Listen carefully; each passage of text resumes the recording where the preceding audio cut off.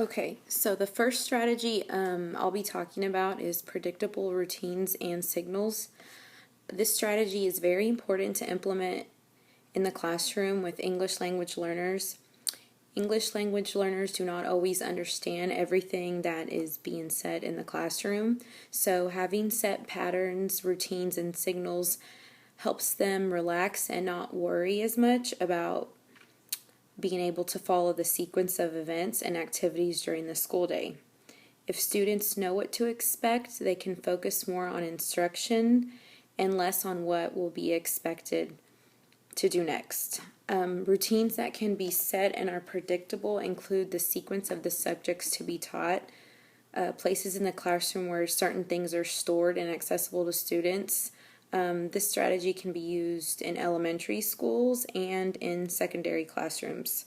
So I can use this strategy for, like, example, if I say, okay, class, let's go to the carpet.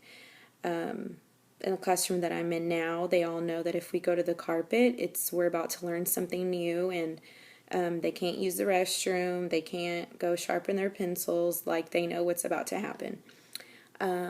They know that after lunch we have drops in the bucket, and that's something that we do in math every day. It's 10 questions, so they know after recess that's what happens. I can have a little schedule that has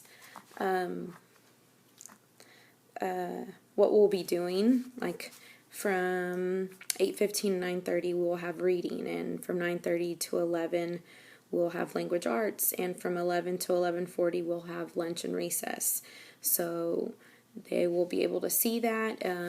We can also have word walls if students need to know how to spell something, especially in first grade. High frequency words that we always use are up on the wall, so if they're writing, they know to look there. There's certain places in the classroom too that will be good to have, that students will know where to go. They know where to turn in their work. They know where to, if they need materials, the scissors, pencils, sharpener, everything's in the back. So implementing all this in the classroom, students will be they'll be aware of all the expectations that are expected of them.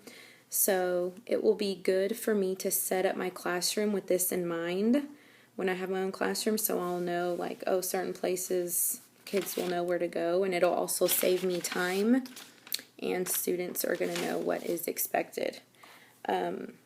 My second strategy is small groups and partners. Small groups and partners. Small group is arranging students in groups based on their needs for instruction in a specific skill. This is done for a short period of time, usually for only a couple of lessons, and is effective only when the groups are based on the teacher's knowledge of the language and skills levels of the students. These groups consist of students with a specific instructional need. For example, if a group of students is having trouble with problems with fat families, those kids will be grouped together. Having partners is learning that is particularly effective with English language learners because of the verbal interaction and support it provides with partner work. The teacher pairs up two students to accomplish a learning task, and they are given specific instructions and are expected to accomplish a process or produce a product to share with the class or with their partner.